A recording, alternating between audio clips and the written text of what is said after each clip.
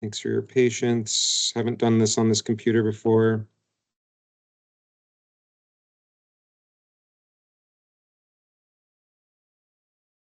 Right, voila. So welcome to GenAI and Ethics in Conversation and in Practice. My name is Greg Bem. I am one of the librarians here. I have seen some of you before. Welcome back to the library. Always good to see people come back. I haven't scared anyone away. This is the second of 5 different topics on generative artificial intelligence this quarter. We had an intro, and the recordings are online if you want to watch them. We have this one today. We have this topic again tomorrow. And then we will do 3 special topics this quarter, looking at 3 different tools: Claude, Gemini, and what's the last one? Perplexity, which are all very interesting and very different. So we'll get to explore those a little bit more hands-on. Today's is a little bit more lecture and discussion, and I'm not going to really be demonstrating any of the tools. So if you've never used a GenAI tool, I invite you to, after this, to get yourself up to speed and connect some of today's material with practice. We will be recording today's session. It's actually already recording. And just a note, the camera is only pointing at me today for people in the room, but online, if you want to mute, feel free to do so. It will also capture the chat. And so, yeah, keep that in mind as you share. After today's session, I will post the recording on our library website, so you can watch it every day for the rest of your lives if you want, or you can share it with people that maybe you think might want to watch it. All of the recordings from not only this quarter, but the last 2 quarters, spring and winter, are also online if you want to go back and see me with a slightly shorter beard and slightly different information. So about this workshop isn't connected to any specific program. So I'm not running these workshops to be connected to other academic programs. But of course, I see folks from different areas of the college, and you are all welcome today. Today's workshop is not going to be an introduction to GenAI. That was what the intro sessions were for. So just keep that in mind. I may say things that assume we know a little bit of information about this technology. And ethics, specifically, ethics and philosophy, is a very big topic. I'm not a philosopher, though I love philosophy. And there are philosophers at this college if you want to talk philosophy with them. But we just don't have enough time to go very deeply into ethics. But we will talk about what ethics, the concept of ethics is, so that you can have a basic understanding. And if you like to think about these things, there's just so many good books and websites and YouTube videos that explore ethics. You can learn more forever, really. And then we're going to be mostly doing introductions to concepts and having conversations today. And really, you don't need to be an expert in GenAI to participate today. This is open to any skill level. A little bit about me before we get started. I've been running GenAI workshops since 2022. I am passionate about technology that is emerging, so new technology, especially because it's changing so often, especially GenAI, and so it feels very fresh all the time, and I like that. I personally have a mix of concern and curiosity when it comes to these technologies. I don't think that they are the end of the world, and I don't think that they are the best thing ever. I'm somewhere in between, and I think most of us are the same. But a lot of people ask me, well, do you think this is the best thing? And I'm like, no, not really.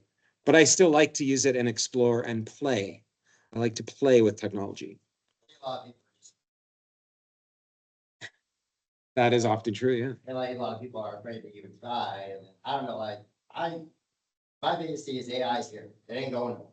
I mean, unless like an EMP goes off, it just destroys everything, like it's like. Yeah. I mean, it's going to change the way that we live, like, not like us, like, not us, but our children, I, it's like, your guys' children and their children's children are going to have like so much more time on their hands. Eventually. Like eventually, like, there's going to be, what are people going to do? Yeah. Because this is it, like, this is something that's going to be put into robots, and we're going to have them running around doing things that most of us get paid good money to do. So hold that thought, put a pin in that. No need to apologize. That's a great intro. We will cover a little bit of that today too. And finally, I just wanted to mention that I'm really interested in equity and access when it comes to technology, which is why I'm running these. I think we all deserve to be on the same page when it comes to especially new technology, because if we're not all on the same page, that means some people know more than others, and that can be problematic when it comes to things like ethics and our values and how we accept or reject this technology. So I appreciate you all being here. I am doing this for each of you today.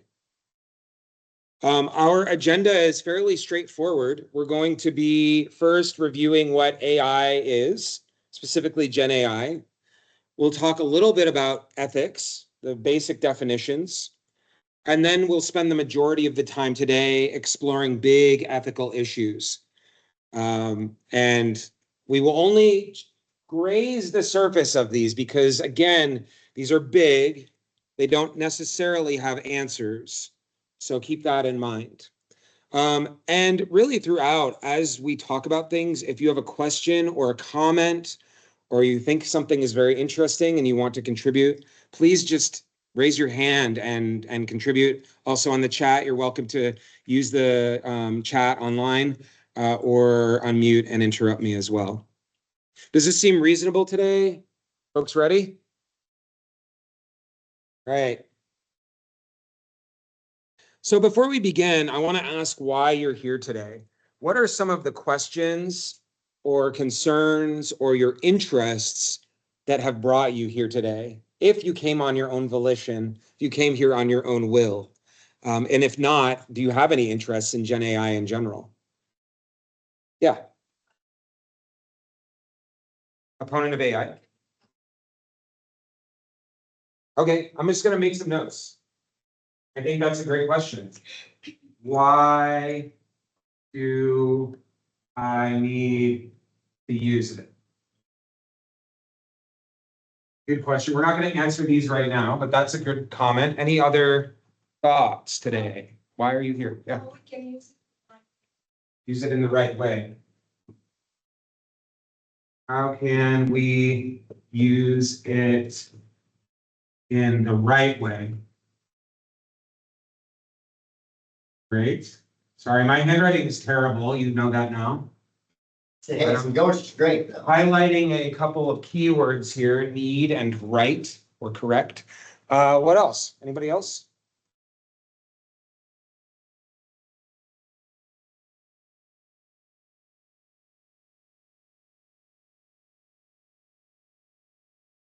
Want to learn more? Great.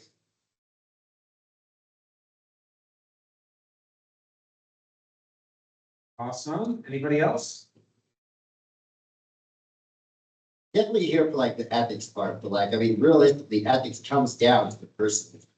So like, it really comes down to me, but like, I mean, I just like to see other ways, like, other people using it, like, different ways like that. But I mean, realistically, ethics does come down to the human being as kind of pure aspect. What it's do, or asking help on what it's doing. Because I mean, I've heard some horror stories already. Just I haven't clicked on it because I don't want to read them because that messed up. Yeah. But I'm like, dude, what the is wrong with people? But I mean, that's what it is. But I came here for just to see like if I could learn. Okay. To use it more ethically, like if I could learn some ethics from you, like you said, you have like YouTube videos and stuff like that. But I know that you personally have dealt with AI since 2022. Yes, I have dealt with it. I don't know if I'm the expert, but I will say I have explored it for that long. Anybody I know. Okay, I'm summarizing that. You had a lot in your comment, but I'm summarizing it to see if I can learn ethical use. So that worked. All right, I don't see anyone else. Someone?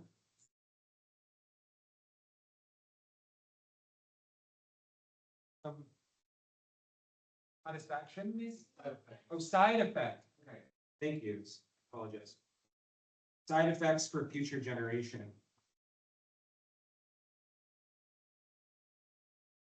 Anyone else? I would say that too, like I have concerns about, as a teacher, how I should be doing it. Okay. How, and then side effects for myself, and then also side effects, of course, for this ethical use of the students. All right, great. Thanks, Zach. Appreciate having a faculty perspective, a teacher's perspective as well. Because it goes back to that comment about how it's all based on our individuality as well and how we're each using things. So I think the different contexts, the different positions in the world have to think about these things individually. But as we will see, ethics is also connected to the group. Okay. And I see online real quick. I'm curious about technology generally. I'm curious about how AI is going to change the face of education. And from another contributor, since it's now a part of our world, I just want to educate myself. And another contributor, I'm excited to see where it leads us, good or bad. Great.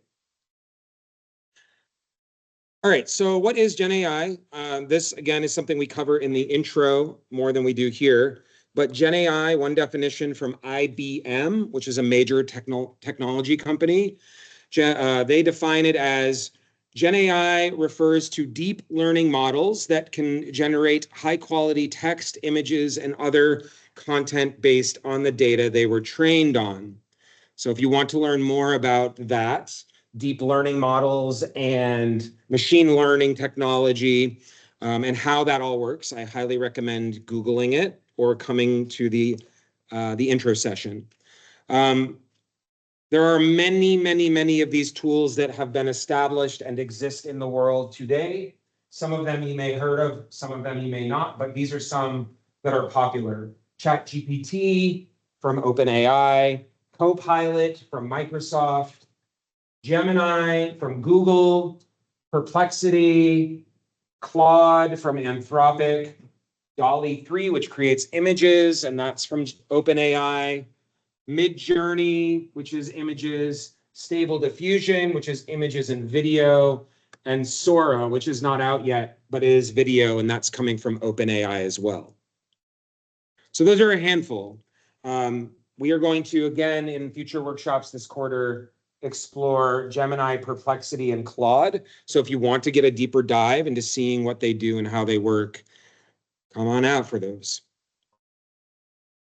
So let's focus on the main topic of today. And I want you to just open your mind to what this could potentially mean for yourself as an individual, and then also for the community that you're in, whether it's the college or your home or your work, any of these parts of our daily lives that this could impact.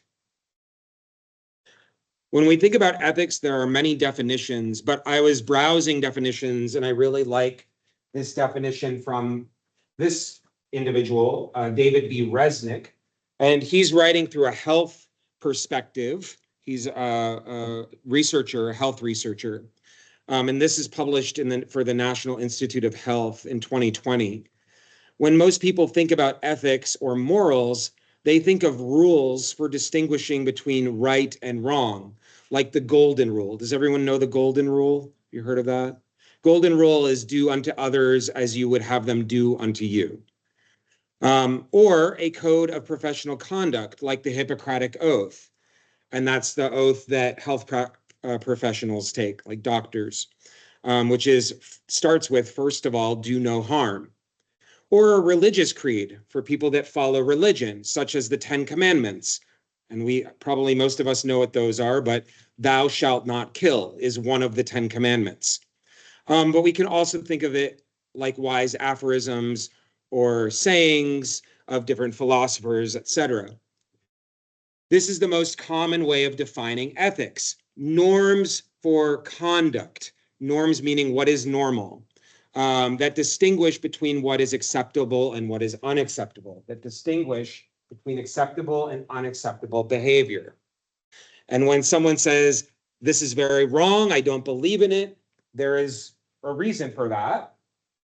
And then when someone says this is right and it's coming and it's here and we have to embrace it, there is a reason for that as well. Resnick continues, one may also define ethics as a method, procedure, or perspective for deciding how to act and for analyzing complex problems and issues. And then I'll just throw this on there because we have a few minutes. For instance, in considering a complex issue like global warming, one may take an economic, ecological, political, or ethical perspective on the problem. While an economist might examine the cost and benefits of various policies related to global warming, an environmental ethicist could examine the ethical values and principles at stake. So there's a couple things I want to point out here. Method, procedure, and perspective all reinforce this idea that we are all coming from different backgrounds and different positions. It's impossible for us to not be individuals. But also, method and procedure, I really like to highlight this. It indicates or implies that this is a process. We are going through it. We are learning about the issues, one-on-one, individually, and also as a group. In some cases, if the groups are interested in doing that. And it is really interesting because these processes and our individual perspectives contribute to the second part of this statement, deciding how to act and analyzing complex problems. So instead of just saying it's automatic, it's here and that's it, we have our beliefs and that's it, there's also an aspect to ethics that asks all of us, what are we going to do with what we believe? How are we going to take what we believe and make that an action? Whether it's a statement that we put out, a conversation that we have, some kind of rule or law. There's all of these things that could result in how we approach the problem. And I'm not saying that we're going to do this today in this class, because a lot of ethics, you don't necessarily know, it's not formal how things are going to go. But for us today, it starts with unpacking some of the issues and understanding them a bit more. And then we can go out and think about them individually and have more conversations. And then maybe things will change in your context, whether it's your family life, your work life, your classroom, all of those ideas and that sharing and that understanding will lead to action, however that may be. Does that make sense to folks? Any questions on that? That's a lot in a short amount of time. So far, so good. Okay. Yeah. I don't know if you want to. This is something that you did at the first couple slides that is kind of an action or procedure that I've seen people start to do, and that's in relation to Dolly. Yeah. That disclaimer. So all those pictures. I can go back and. Yeah. At the bottom here, having a citation. Did you want to speak to that? Otherwise noted, all images in this presentation are with DALL-E. So that's the generated AI images. And I think that's an interesting norm. I think that's an interesting thing that you've probably started doing. That's just part of your procedure. Yeah. When you're creating content with AI. And I think that's maybe. So it's kind of like citing. It is a citation. Yeah, citation. So that's pretty, actually, now we bring it up, because that is, because that's a huge thing, like copywriting. Yep. All sorts of plagiarism and stuff like that. It's huge, because I mean, you can give AI your writing, Like I could write an essay, like 5 essays or something, and then I could I could put them into the AI and be like, hey man, this is how I write, this is my style. Mhm. And it'll copy that. It'll take that and it'll do me a paper, I mean, if I didn't read it or, go through it, I just turned it in, I could get like, oh, well, Ben, I know you didn't read this, we're just, I don't know. Yeah. But yeah, that is cool, because yeah, I didn't even pick that up. And so for that, this could be considered an ethical, a value-related action that I've taken, because I believe that it's nice, useful, but also it reduces problems when we talk about using AI, when we talk about it and we're transparent around how we use it. For me, individually, I find value in doing that. I think it gives back and makes a better, contributes back positively to the community. And others are doing that as well. Others will add citations or disclaimers as well. And so there is more of a group contribution. I think that I do it visually, but not all. And it's because it's changing like the norms of creating these procedures. And now maybe hopefully 2 years later, we expect that everybody using it. Yeah. If we can get, if that's part of the ethical contribution. Mhm. Great, thank you for bringing that up. So this is a lot as well. And just raise your hand or interrupt if you want. Oh, this presentation is filled with a lot of rabbit holes. When we think about ethics, which I defined with that Resnick quote, and when we think about GenAI, we think about the fact that GenAI is here and people are using it. It's not banned. It's still permissible to use it. There's a lot of ways that we can look at how ethics and GenAI show up here at the college. Now, I'm going to focus on the college because that's where we are here today, but you could think about this at your workplace, in your personal life, in any other context you want. You could apply some of these ways of thinking. The first thing I want to point out is that we all have personal experiences and perspectives. Some of us are coming from a background where we have been using some of these tools every day for years, and it's normalized for us, and we don't have issue with it. Some of us have never used it and want to learn more. Some of us know some of the really bad backgrounds, the negative aspects of the technology, or are cautious and are a little bit worried about those side effects that came up earlier. So we should always be aware that there's going to be an infinite number of personal perspectives on how we think about the values around GenAI at the college. But regardless of that, there's a lot of ways that the organization or various groups within the college may approach this as well. So that could be, when I say organizational response positions and responses, that could be the college. The college could say something about GenAI or any technology. A department might say something. A class, such as a professor, may say something, or the class may come to an agreement and have an overall perspective. So there's a lot of group dynamics that are important to recognize as you're exploring some of these issues. I will say just quickly that the college has not done anything here about GenAI, but numerous departments have, and numerous professors have.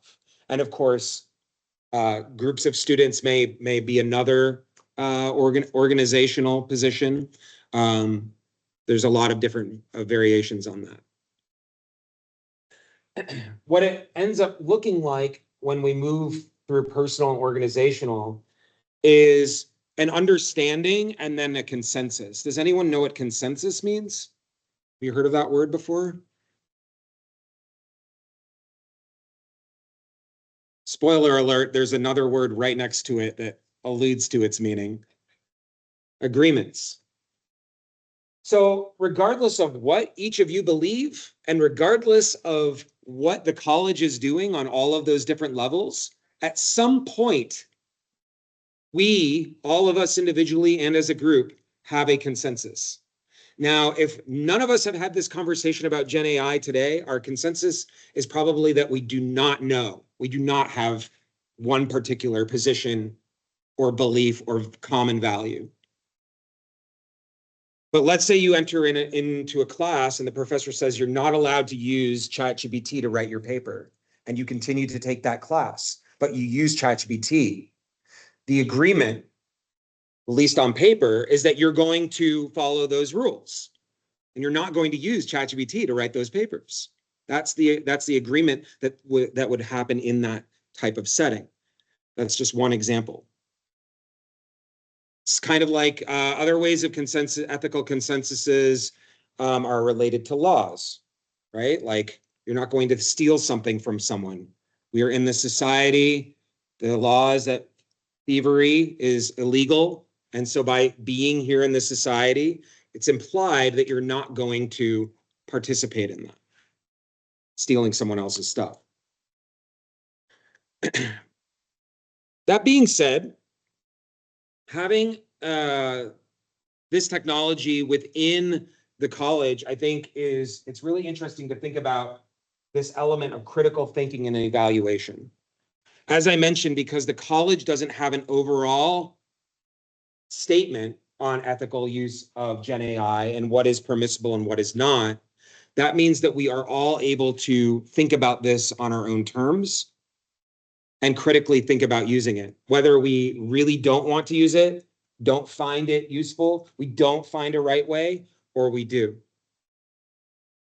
Gen AI here, this monitor keeps going off. Gen AI here, because again, it's open, there's a good opportunity for healthy skepticism and conversation. And actually, I want to pause and ask Zach if you could share a little bit about some of the conversations you've had with students on the use of Gen AI in your classes. Okay. Yesterday, we were talking about.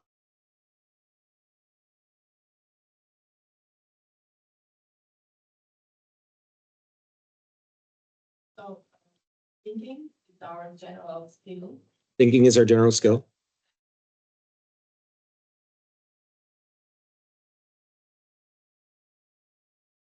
AI can kill the skill of thinking. Okay.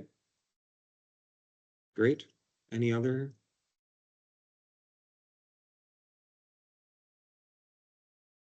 Gen AI is using a lot of energy. Contributing to environmental destruction. Yeah.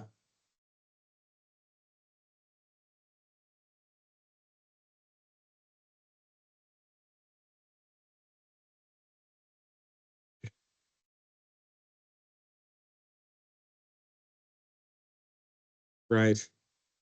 And so you're saying it's asking us to make a decision? Is that kind of what you're leading?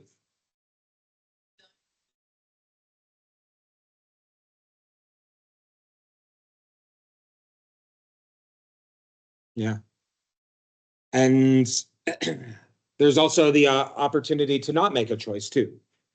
And some people are not making that decision.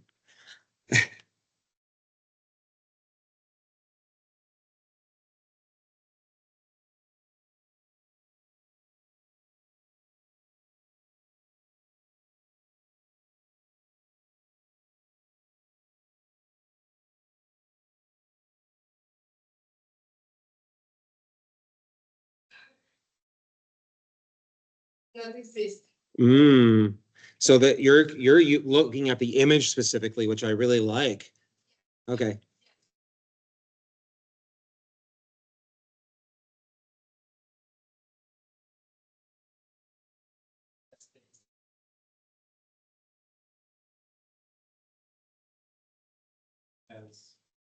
As Filters, twisting reality. Yep.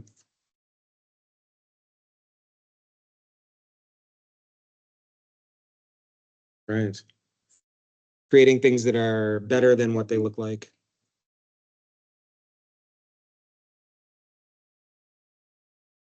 Mm-hmm.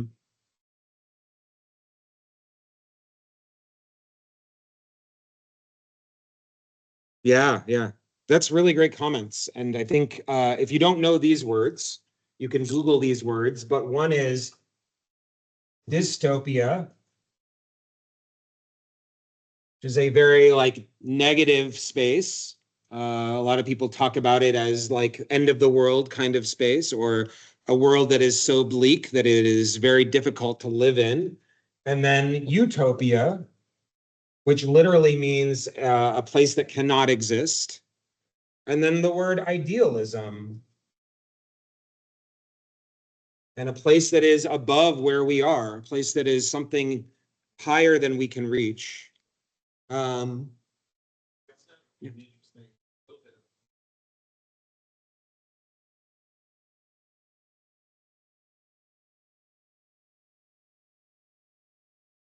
Yeah,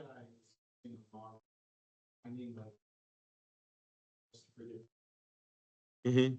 answer and thinking of uniqueness. Taking out uniqueness and Well, yeah, creating average through synthesis. Yep. Creating a very Well, AI doesn't have emotions. AI doesn't have gut feeling.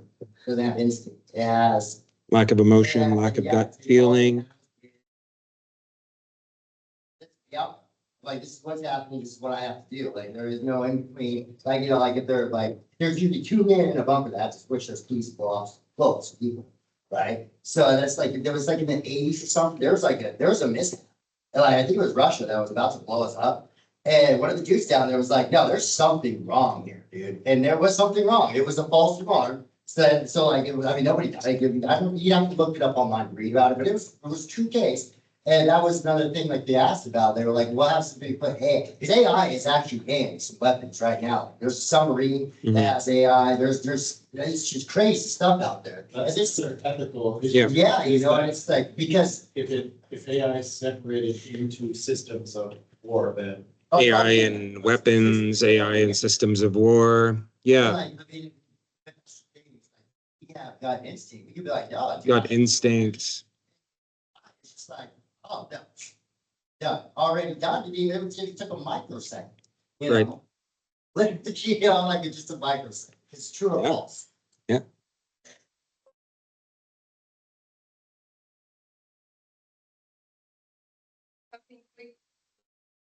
It exists and it's combined and creates something already exists, not something new.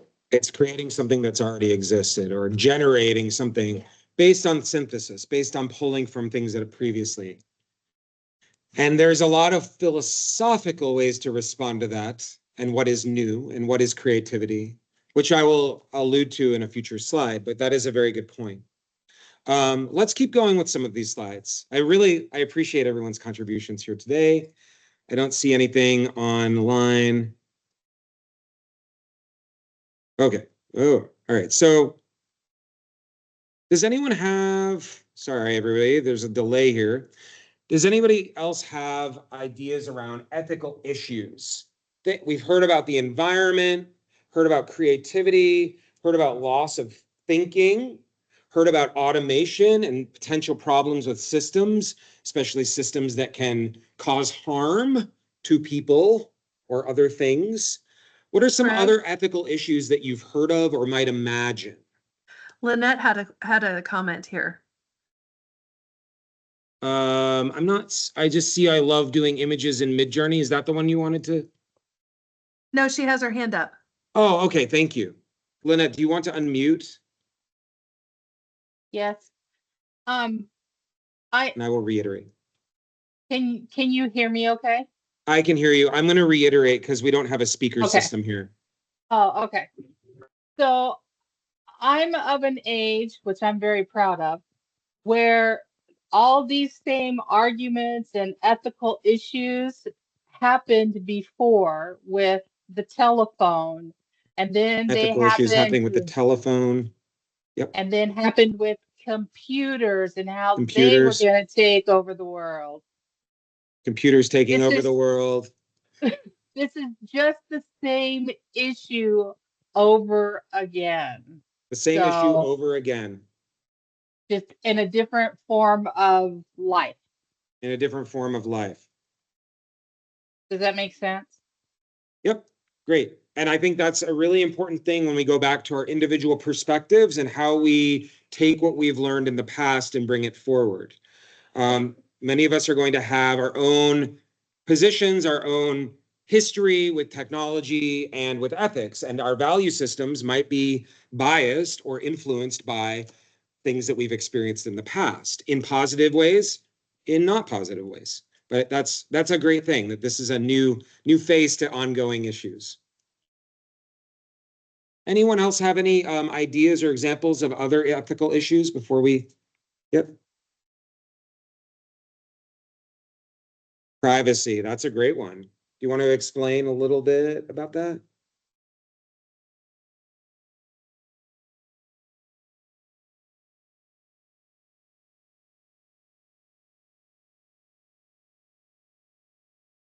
Ah, okay. So not knowing how what you create will be reused or shared out without your permission, that sort of stuff. Yeah, do you know Okay. whether this is part of the large language model? I don't. So if ChatGPT has access to Canvas, then they have access to your essay. Yeah. Question about privacy with Canvas and his information in Canvas being used in the large language models. Great question. Okay. I have seen universities.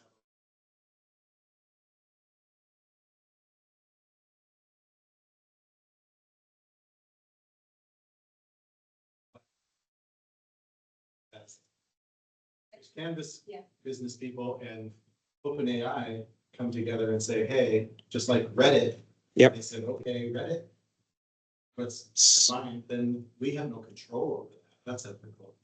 Let me ask a show of hands right now, and online, if someone can just unmute in a minute and let me know if anyone raised their hand for this.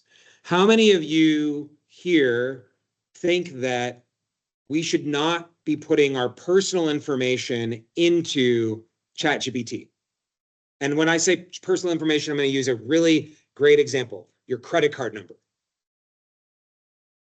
I see everyone but, okay, all hands went up here. Online, how many hands went up?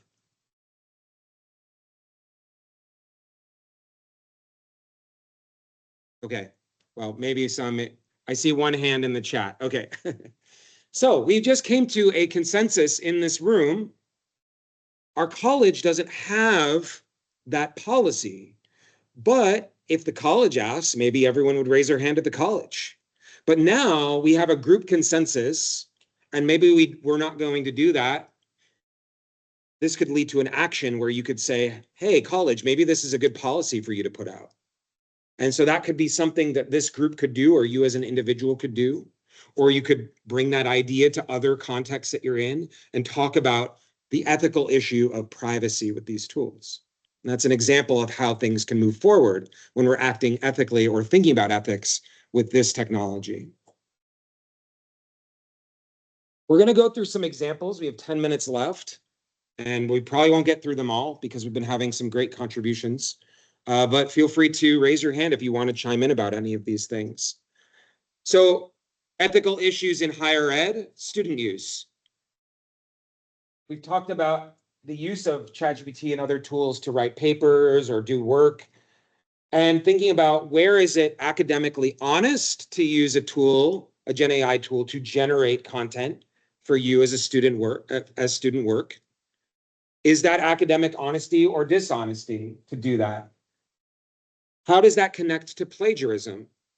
If all of that content that's being generated is coming from somewhere else, and you're not citing all of the sources it's pulling from, the millions and millions of sources, is that a form of plagiarism or not? And a lot of people would say yes. Some people would say no. Some people would say, we're not going to use that generated content. We're going to allow it to inform us. There's a lot of different perspectives here, right? And then the variation in student use, like some people might use it for papers, but some people might use it to create a schedule for them to do their work.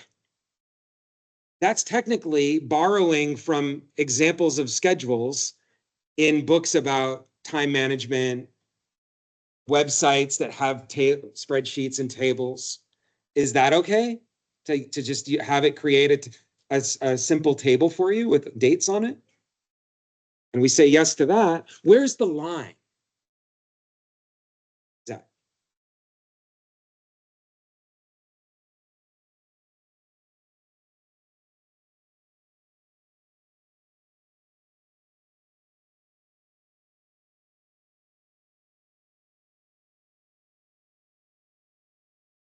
But I know a lot of people creating code are asking ChatGPT or other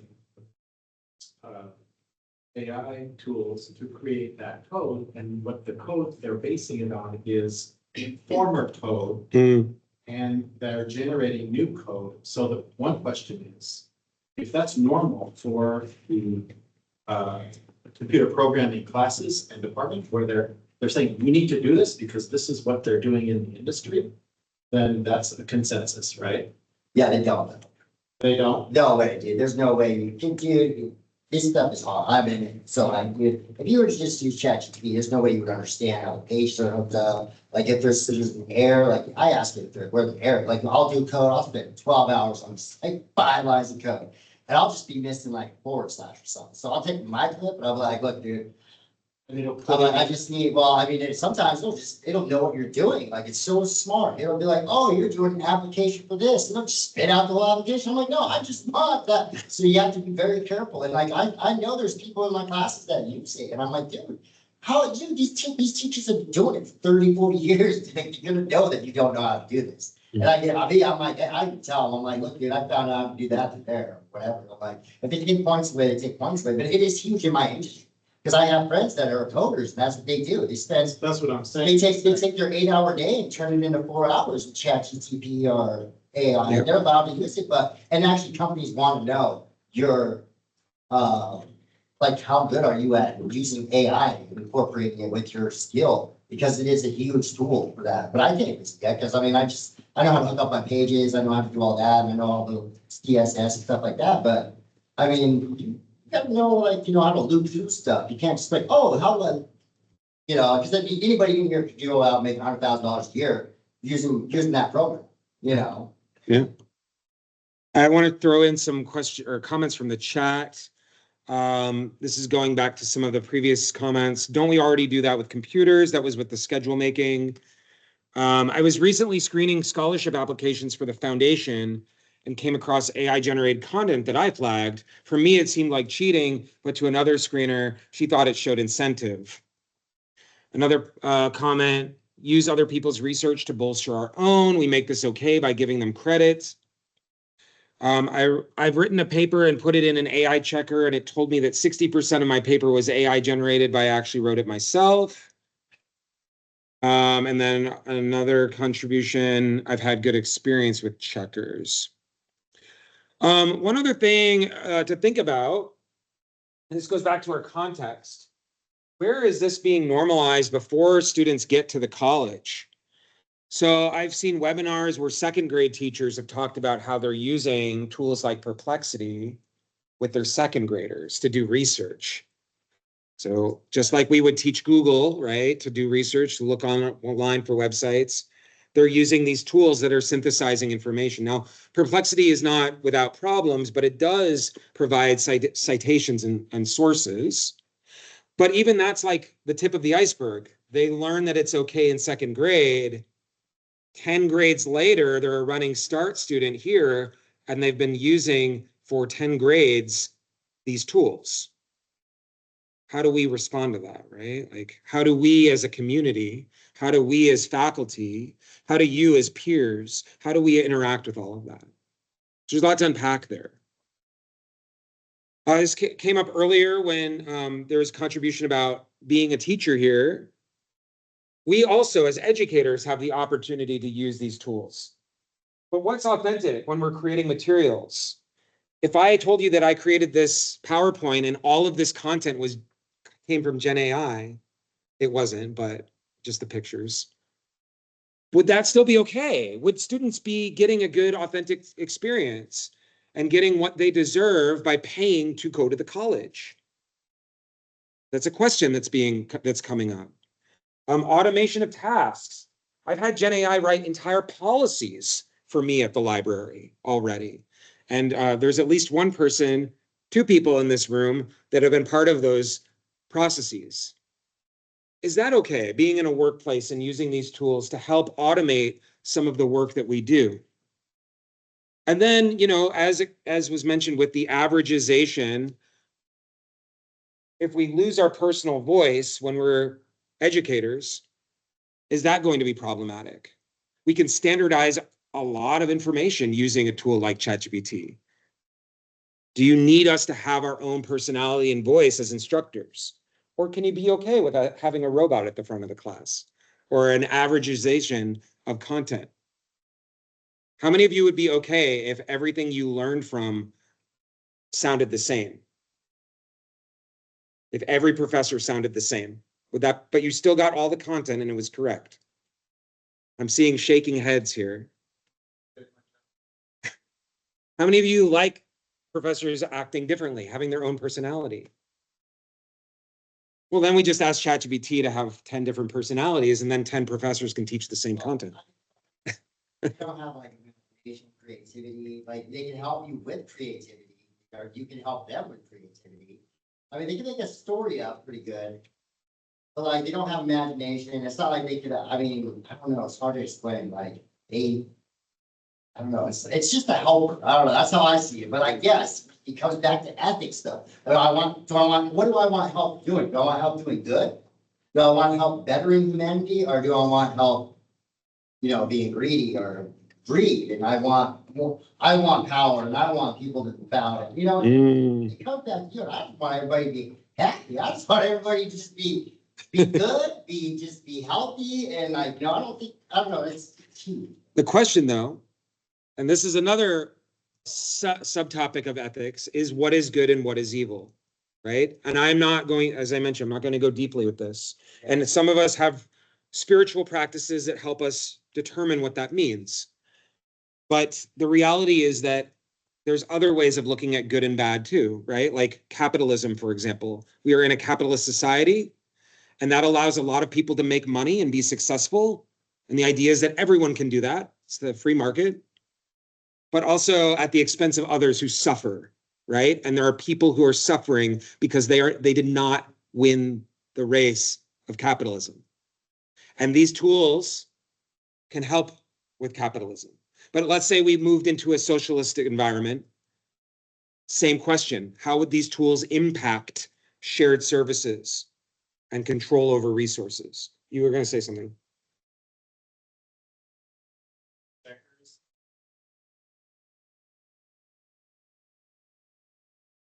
People were speaking a second language because the checkers will flag students who are writing in another language more often because their vocabulary is smaller, which makes the checker think that their writing is more predictable. And that's all that those checkers are doing. So there's a discrimination within those checkers that we have found as English instructors that will flag one of my students. So I don't even use it. That's good. Can I just reiterate that for online? So yeah, there's an issue of discrimination or bias against folks that are learning English or have limited vocabulary who are being checked as generating their content because of those language limitations. And so some folks are not using the checkers at all because they don't think that they're effective and they have those discriminations. I think there was a point earlier in the discussion of like, this is not new. We went through this with calculators. We went through this with internet. We went through this with all this new way. But what is new is that I think we're having more discussions and more ethical trainings and conversations. So whatever we missed with the internet did not make us more ethical or more equal, right? This is a new opportunity to maybe see what we can do about this next wave of technology and learn from our mistakes from the other waves. Does that make sense? Yeah, this is an opportunity, and we are at time. So that's like the perfect closing statement. I couldn't have said it better myself. But I wanted to just quickly, before you all get out of here and folks leave, and I wanted to share online, going back to the teachers with personalities, it can be hard going teacher to teacher because each has such a different teaching style. Sometimes I mesh well with one teaching style and other times I don't, which can be frustrating. I don't always feel like I'm getting the same quality class to class. So that's interesting for argument for standardization. I'm just going to go through these and read the headings.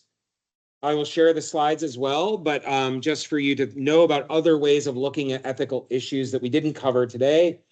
Access and cost of use, user data and privacy, technology costs, which includes something that came up earlier on environmental impact, workforce and job security, bias, transparency, authenticity, copyright and intellectual property, authorship and creativity, freedom and control, and that includes something I want you all to consider looking up, which is AI agents, essentially creating people to do a set of AI tasks. It's all one GenAI character or agent who's able to do a lot of different things with apps behind the scenes.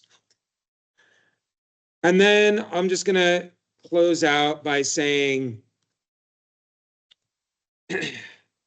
explore, this is my recommendation for everyone today. I know it's kind of a quick wrap up, but explore your curiosities, exercise your cautions and concerns, stay vigilant, stay learning, ask questions and keep communicating. And thank you. We will see you again at a future workshop. If you want to stick around for a few minutes and keep talking, that's great, but I want to respect all of your schedules.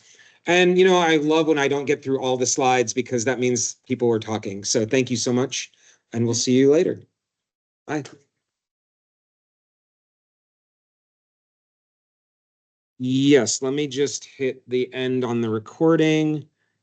And thanks everybody online. Okay, what's